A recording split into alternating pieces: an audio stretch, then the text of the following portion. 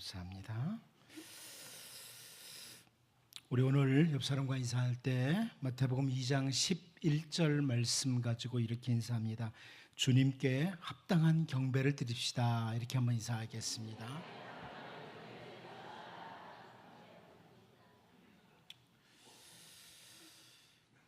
우리 주님께서 아기 예수로 이 땅에 오신 것은 우리 기독교인들에게서 너무나 큰 기쁨의 소식입니다. 예수님이 이 땅에 아기 예수로 오신 것, 이것은 우리 믿는 사람들에게 정말 큰 기쁨의 소식입니다. 구약의 선지자들은 이 주 예수님께서 오심을 바라보면서 정말 큰 소망과 기대를 가지고 있었다. 이것을 우리가 성경을 통해 볼 수 있습니다. 선지자 말라기는 이 주 예수님의 오심을 가리켜서 의로운 해가 떠오르는 것으로, 치료하는 광선이 힘있게 비치는 것으로 이렇게 예찬을 했습니다. 예수 그리스도의 오심, 이것은 의로운 해가 떠오르는 것이다. 그리고 그 예수 그리스도로 말미암아 치료하는 광선이 힘있게 비친다. 이렇게 예수님의 오심을 그렇게 선포했지요. 우리 주 예수님께서 십자가의 죽으심과 그리스도의 부활이 없다면 기독교는 도무지 설 수가 없습니다. 십자가와 부활이 없다면 기독교는 더 이상 기독교가 아니에요. 그런데 그 십자가, 예수님의 십자가와 예수님의 부활을 위해서 우리 주 예수님께서 하늘의 영광 보좌를 포기하시고 이 땅에 오셨습니다. 이런 시각으로 바라볼 때 우리 주 예수님의 거룩한 탄생은 인류에게 있어서 너무나 크고 복된 일입니다. 그러므로 비록 세속화되어 가고 퇴폐적인 구미 각국의 교회들마저도 이 성탄절만큼은 성대한 축제 분위기에 들떠 있습니다. 하지만 너무나 인간 본위로 전락해가는 이 세상과 심지어 오늘의 교회에서도 성탄절을 쾌락의 유일한 기회로 악용되기도 하고 있습니다. 일반 불신자들과 심지어 어느 정도의 그리스도인들마저도 이 날을 맞이하면서 퇴폐적이고 타락한 모습으로 성탄절을 바꾸어가고 있습니다. 우리는 오늘 본문에서 동방에서부터 온 박사들을 볼 수 있습니다. 이 동방, 우리가 보통 알기로 페르시아라고 봅니다. 이 동방으로부터 온 박사들. 근데 이 학자들이 바라볼 때는 이 동방에서부터 온 박사들이 아기 예수님을 만난 그 시점, 그때는 별을 보고 페르시아에서부터 왔기 때문에 그 시간적 차이가 있잖아요. 그래서 우리 주 예수님이 탄생하신 후 어느 정도 시간이 흐른 후라고 이렇게 바라봅니다. 어쨌든 오늘 우리는 이 동방 박사들의 방문과 더불어 일어나는 우리 주님의 탄생과 얽힌 사건들, 이 부분을 살펴보면서 정말 우리는 주님의 백성답게, 하나님의 은혜를 힘입은 주님의 자녀답게 성탄절을 이제 맞이할 수 있는 이런 은혜가 있기를 원합니다. 첫 번째로 우리는 오늘 본문에서 유일한 관심은 아기 예수였다 하는 부분입니다.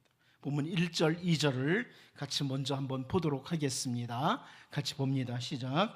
헤로드 왕 때 예수께서 온 유대 베들레헴에 나심에 동방으로부터 박사들이 예루살렘에 이르러 말하되 유대인의 왕으로 나시니가 어디 계시냐? 우리가 동방에서 그의 별을 보고 그에게 경배하러 왔노라 하니. 자, 여기 동방이라는 지역은 좀 전에도 제가 말씀드린 것처럼 페르시아라고 학자들이 추정을 합니다. 근데 그 페르시아 먼 동방 나라에서 이 동방에서 이 박사들이 왜 여기까지 왔느냐, 예루살렘까지 왜 찾아왔느냐 하는 부분입니다. 이 사람들은 예루살렘에 와서 그 계속 멀리서 소문으로만 듣던 예루살렘 성전, 그 히브리 사람들이 늘 말했던 예루살렘 성전 한번 구경하자, 이렇게 온 것 아닙니다. 당시 헤롯은 건축광이라고 이렇게 소문나 있습니다. 역사에 의하면 당시 헤롯 왕은 건축광이었어요. 그러니까 헤롯이 지은 그 궁전 한번 구경하자, 이렇게 온 사람들도 아닙니다. 이들의 관심은 어떤 건물이나 헤롯 왕이나 어떤 인물도 아니었습니다. 이들의 관심은 유일하게 아기로 오신 예수 그리스도였습니다. 아기로 오신 예수 그리스도, 그 아기 예수께 관심을 가지고 왔습니다. 유대인의 왕으로 나신 이가 어디 계시냐? 우리가 동방에서 그의 별을 보고 그에게 경배하러 왔노라, 이렇게 합니다. 관심이 오직 왕으로 오신 예수님, 왕으로 오신 예수님. 본문 11절 말씀도 보면 집에 들어가 아기와 그의 어머니 마리아가 함께 있는 것을 보고 엎드려 아기께 경배하고 보배압을 열어 황금과 유향과 몰약을 예물로 드리니라, 이렇게 말씀을 합니다. 이 구절을 보면서 너무나 많은 사람들이 어디에 관심 두냐면 예물에 관심 둬요. 예물에. 동방에서 온 그 박사들이 황금과 유향과 몰약을 가져왔다, 여기에 큰 관심을 두고 황금을 가져온 이유가 뭐냐, 유향을 가져온 이유는, 몰약을 가져온 이유는, 여기에 마음을 집중하기도 합니다. 하지만 정확히 보면 이 본문을 기록하고 있는 마태도 역시 이 모든 것들을 드리면서 경배를 하고 있는 동방 박사들, 그들의 시선이 아기 예수께 집중되어 있다, 이것을 기록하고 있습니다. 아기 예수께 집중되어 있다. 심지어 마태도 그 예물에 큰 관심 없어요. 예수님께, 아기 예수님께 관심을 집중하고 있습니다. 오늘날 성탄절을 맞으면서 너무나 많은 사람들이 예수님이 아닌 다른 것들에게 시선을 빼앗기고 삽니다. 이 두 구절에 공통된 단어가 있어요. 공통된 단어가 뭐냐면 경배라는 단어입니다. 경배라는 단어예요. 이 동방에서부터 머나먼 예루살렘까지 찾아온 이 박사들의 가장 중요한 관심과 목적은 아기 예수, 그 아기 예수께 경배, 이겁니다. 아기 예수께 관심을 집중하고 그 아기 예수께 경배하기 위해서 왔다. 그래서 다시 그 베들레헴으로 향해서 갈 때 아기 예수를 뵙고 경배하기 위해서 떠나가요. 관심이 아기 예수, 경배예요. 여러분, 이제 우리가 성탄절을 앞에 두고 있는데요, 그 누구보다도 먼저 우리 성도들, 하나님의 자녀된 우리들에게서 그 관심이 예수님께로 집중되는 은혜가 있기를 원합니다. 그 예수님, 그 예수님께 경배하는 자. 성탄절이 왜 있을까요? 뭐 여러 가지 이유 있겠지만 성탄절을 왜 만들었을까? 사람들이 세상에 살면서 자꾸 예수님께 집중하는, 예수님께 관심을 집중하는 이 삶에서 멀어지는, 우리의 시선을 빼앗는 것들이 너무나 많아요. 아기 예수께 경배하는, 어떻게 보면 성탄절을 통해서 훈련하는 거죠. 말로만 경배하는 것이 아닙니다. 성탄절을 맞으면서 얼마나 많은 사람들이 예수님 이야기하는지 몰라요. 아기 예수 나셨다고. 관심은 다른 곳에 있으면서 말이에요. 이 아기 예수의 탄생 소식을 들었던 헤롯이, 그 예루살렘의 왕이었던 헤롯이 뭐라고 하는지 우리는 7절과 8절에서 볼 수 있어요. 이에 헤롯이 가만히 박사들을 불러 별이 나타난 때를 자세히 묻고 베들레헴으로 보내며 이르되, 가서 아기에 대하여 자세히 알아보고 찾거든 내게 고하여 나도 가서 그에게 경배하게 하라. 여러분, 여기 보면 겉으로는요 헤롯이 아기 예수께 경배하겠다고 그래요. 아기 예수께 경배할 테니까 찾거든 알려달라고. 그런데 12절 말씀을 보면 그들은 꿈에 헤롯에게로 돌아가지 말라 지시하심을 받아 다른 길로 고국에 돌아가니라, 이렇게 말씀하고 있습니다. 하나님께서 그 동방에서부터 온 박사들에게 헤롯에게 가지 말아라, 이렇게 말씀해 주시고 동방 박사들은 다른 길로 고국으로 돌아갔다. 이렇게 기록하고 있습니다. 그 이유가 뭔가요? 이유가 뭡니까? 사실 헤롯은요, 아기 예수님께 경배하고자 하는 마음이 없었어요. 아기 예수께 경배하고자 하는 마음이 헤롯에게는 전혀 없었습니다. 오히려 아기 예수를 죽이려고 하는 마음이 헤롯에게 가득 있었죠. 도대체 뭐야? 유대인은 왕이 났다니. 내가 왕인데, 누가 왕인데? 우리 가족에서는 자녀를 낳은 적이 없는데 누가 왕인데? 당시 그 로마와 유대와의 어떤 배경사에 보면 충분히 있을 수 있는 일이거든요. 다른 사람이 왕자에 오르는 일. 그러니까 헤롯은 자기의 왕자에, 자기가 차지하고 있는 그 자리에 더 관심이 집중되는 거예요. 아기 예수 탄생 관심 없어요. 경배도 관심 없어요. 내 자리, 여기에만 관심이 있었던 거죠. 여러분, 동방에서부터 경배하러 온 박사들과 예루살렘에 있었던 헤롯 왕과 큰 차이가 우리 눈에 확 들어옵니다. 오늘 본문 3절 말씀을 보면 헤롯 왕과 온 예루살렘이 듣고 소동한지라 그럽니다. 헤롯 왕과 온 예루살렘이 듣고 소동한지라. 예루살렘에 소동이 일어났어요. 어떻습니까, 여러분? 오늘 현실을 보는 것 같지 않습니까? 예수 그리스도에 대해서는 관심도 없으면서도 성탄절에 소동하지요. 소동합니다. 마트에 한번 가보세요. 예배당보다 더 성탄절이에요. 얼마나 소동하는지 몰라요. 그런데 여러분, 이제 성탄절을 앞에 두고 우리 자신을 돌아보는 시간이 되기를 원합니다. 나는 예수님께 얼마나 관심을 모으고 있는가? 나는 그 예수님께 경배하는 경배자인가? 이 부분을 좀 이번 성탄절에 확인하자는 거예요. 나는 정말 예수님께 관심을 가지고 예수님께 경배하는 경배자인가?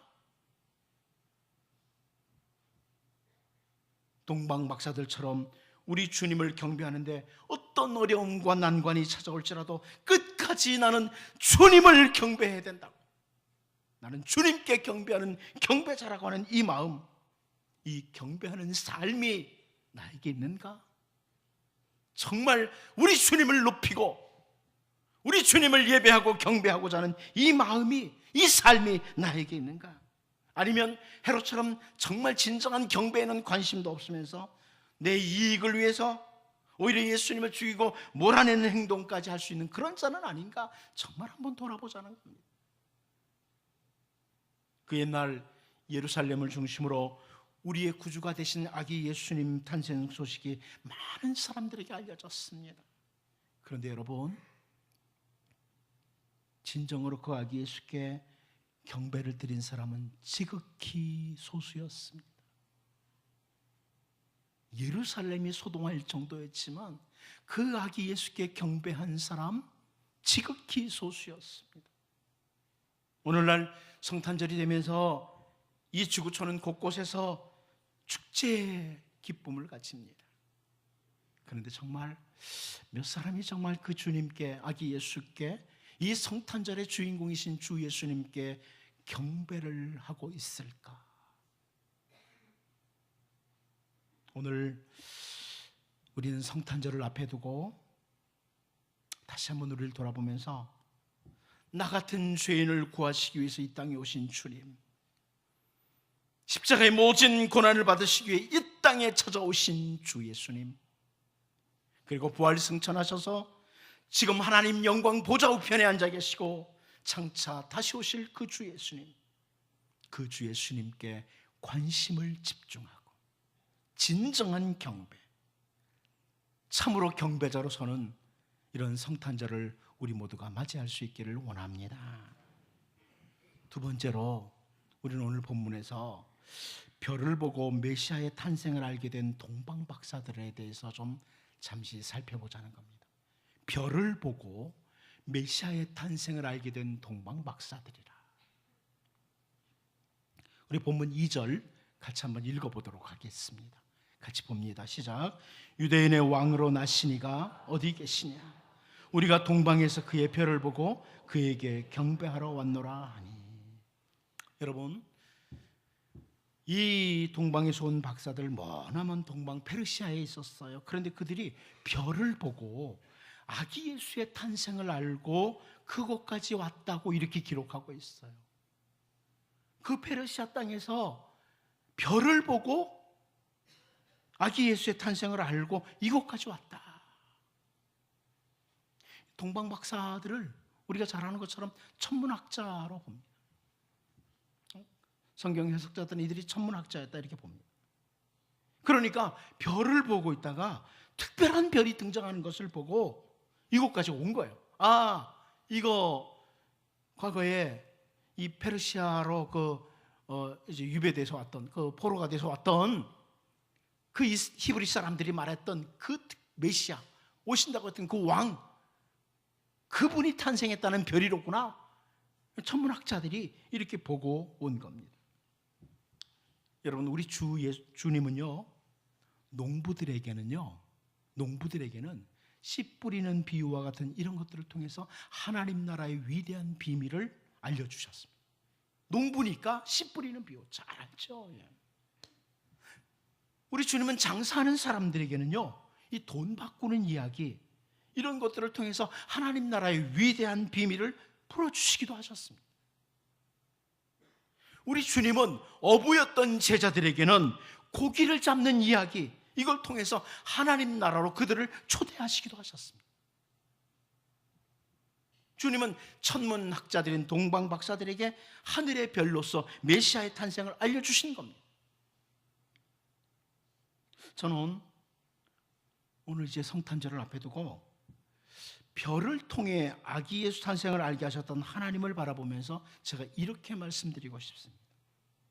하나님은 오늘도 우리 주변에 되어지는 모든 사건들과 사물들, 상황들을 통해서 우리에게 너무나 귀중한 메시지를 가르쳐 주십니다. 우리가 눈을 제대로 열고 보면 하나님이 보여주시는 그 메시지들이 온 사방에 있는 거죠. 하늘의 별을 보고 아기 예수 탄생 소식을 알게 하셨던 주님, 농부에게는 씨 뿌리는 비유로 하나님 나라를 가르쳐주셨던 하나님, 고기 잡는 어부들에게는 고기 잡는 것을 통해서 주님의 사역을 가르쳐 주셨던 시, 오늘도 우리의 눈이 제대로 열리면 우리의 모든 삶의 주변에서 일어나는 모든 사건과 사물들을 통해서 주님의 귀한 역사를, 일하심을 우리는 배울 수 있습니다.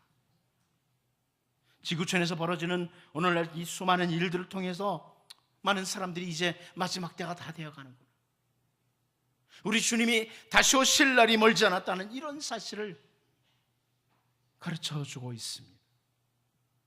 여러분, 우리가 오늘 본문에서 볼 수 있는 것 중요한 건 뭐냐면요, 당시 예루살렘에 있었던 대제사장들과 서기관들이 말씀을 보고도 배우지를 못했습니다.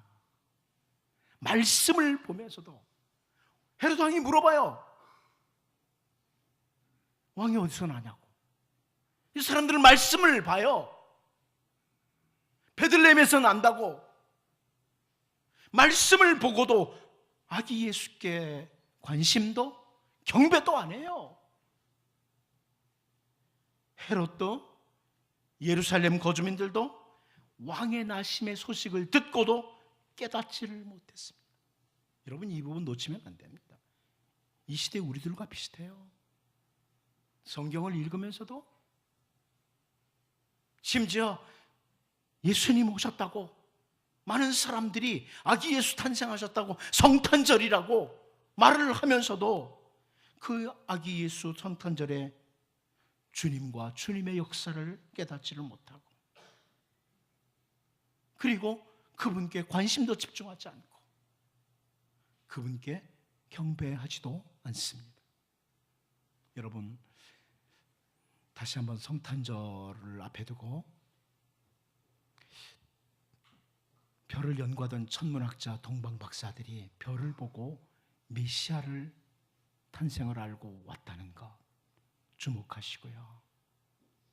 오늘 내게 일어나는 모든 상황 속에서 내 눈에 보이는 모든 것들을 통해서 하나님의 일하심을 볼 수 있는, 그리고 주님께 관심을 집중하고 경배할 수 있는 진정한 그리스도인으로 우리가 설 수 있기를 원합니다.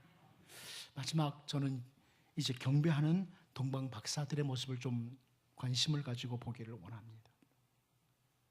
우리 본문 11절 다시 한번 읽어보도록 하겠습니다. 같이 봅니다. 시작. 집에 들어가 아기와 그 어머니 마리아가 함께 있는 것을 보고 엎드려 아기께 경배하고 보배압을 열어 황금과 유향과 몰약을 예물로 드리니라. 이 동방 박사들이 여러분 누구에게 경배하고 있습니까? 이 동방 박사들이 누구에게 경배하고 있느냐? 이 부분을 좀 봐야 돼요. 동방 박사들이 베들레헴에 도착했을 때 아기 예수와 그의 어머니 마리아가 함께 있는 것을 보게 됩니다. 집에 들어가 아기와 그의 어머니 마리아가 함께 있는 것을 보고 그럽니다. 그런데 경배의 대상은 마리아와 아기 예수가 아닙니다. 아기 예수께만 경배합니다. 아기 예수님께만 경배합니다. 경배의 대상은 하나님밖에 없습니다. 경배의 대상은 삼위일체 하나님밖에 없습니다. 아기 예수, 이분은 하나님의 아들, 성자 하나님이신 그 삼위일체 제2위의 하나님이 아기 예수로 이 땅에 오신 거예요. 아무리 예수 그리스도를 낳은 마리아라고 할지라도 결코 경배의 대상이 아닙니다. 성경은 이 부분을 분명히 합니다.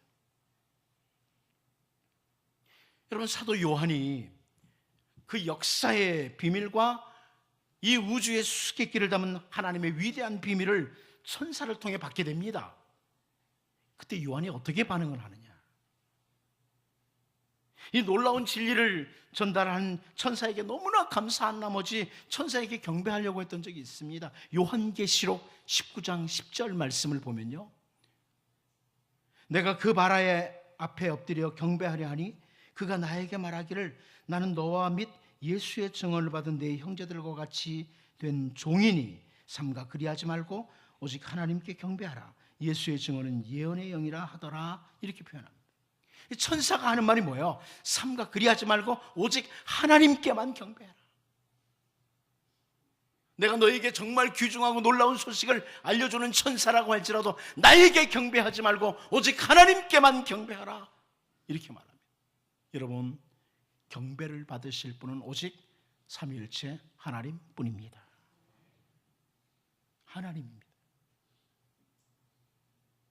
그 누구도 경배의 대상이 아닙니다. 여기 동방 박사들은 비록 오늘날 마리아를 가리켜서 성모 마리아라고 아무리 주장하는 사람들이 있다고 할지라도 결코 마리아에게는 경배하지 않았습니다. 아기 예수께만 경배를 드립니다. 경배는 주님이 받으셔야 됩니다. 산타클로스가 가로채도 안 됩니다. 크리스마스 카드나 크리스마스 케이크나 이런 것들이 가로채도 안 됩니다. 주님이 경배를 받으셔야 됩니다. 그리고 이 동방 박사들은 아기 예수께 예물을 드립니다. 많은 사람들이 이 황금은 무엇을 상징하고 유향은 무엇을, 몰약은 무엇을 상징한다 이렇게 이야기하지만 우리는 그런 것에 관심보다는 그들이 가장 귀한 것을 아기 예수께 드렸다, 여기에 초점을 모아야 됩니다. 이것이 경배자 동방 박사들의 모습이에요. 나에게 가장 귀한 것을 주께 드리려는 자세. 예수님께서 탄생하셨을 때 예루살렘은 모두가 다 경배하는 일에 침묵하고 있었습니다. 예루살렘이 소동했지만 예루살렘은 아기 예수께 경배하는 일에 침묵했습니다. 동방에서부터 와서 메시아에게 경배를 드렸는데 가까이 있던 예루살렘 시민들은 탄생하신 메시아께 경배하는 일을 전혀 하지 않았습니다. 우리는 이 부분 주의 깊게 되돌아봐야 됩니다. 혹시 우리가 교회 안에 있으면서 이제 오늘 오후 찬양 예배가 되면 영유아부부터 이제 성탄 축하 순서들을 쫙 하죠. 그러면서 혹시 주님께 경배하는 일을 놓치지는 않나. 우리가 성탄절을 맞이하면서 성탄절 찬송들을 많이 부릅니다. 그런데 성탄절 찬양들을 드리면서 실상 예수님께 경배하는 것은 놓치고 하는 건 아닌가. 크리스마스 캐롤들은 많이 부르는데 여러분, 사실 아기 예수의 탄생 소식을 누가 먼저요? 예루살렘 사람들이 먼저 알고 예루살렘 사람들이 만방에 아기 예수 메시아가 오셨다고 경배하자고 이렇게 알려야만 됐습니다. 그게 원칙이에요. 맞지 않습니까? 예루살렘 사람들이 먼저 해야 돼요. 그런데 오히려 동방에서 온 박사들이 예루살렘 사람들에게 그리고 대제사장과 서기관들에게 경배할 것을 전했습니다. 그럼에도 불구하고 헤로드 왕이나 예루살렘 사람들도 당시의 대제사장과 서기관들도 아기 예수께 경배하지 않았습니다. 동방에서 온 박사들만 경배를 드렸습니다. 이제 성탄절이 다가옵니다. 여러분, 세상 사람들과 똑같이 성탄절을 맞이한다면 제가 생각할 때 우리 주님이 슬퍼하실 겁니다. 너희들은 내 자녀들인데 내가 너희들을 위해서 십자가에서 죽었는데 어찌 세상 사람들과 똑같이 소동만 하고 있느냐. 여러분, 우리의 마음, 특별히 우리의 마음 다해서 이 땅에 오신 아기 예수, 우리 주 예수님을 경배하는 이런 정말 복 있는 성탄절 될 수 있기를 원합니다. 기도하겠습니다. 하나님 아버지, 동방에서 온 박사들이 아기 예수께 경배하기 위해서 왔습니다.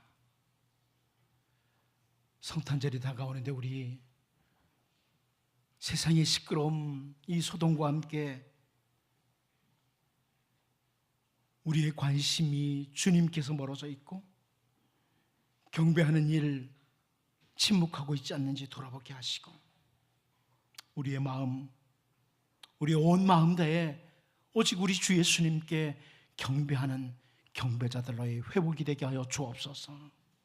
우리의 모든 삶 속에서, 모든 상황 속에서 주님이 말씀하시는 메시지를 듣게 하시고 주님 앞에 올바른 경배를 드리며 주님의 은혜를 누리며 살게 하여 주옵소서. 예수님의 이름으로 기도하옵나이다. 아멘.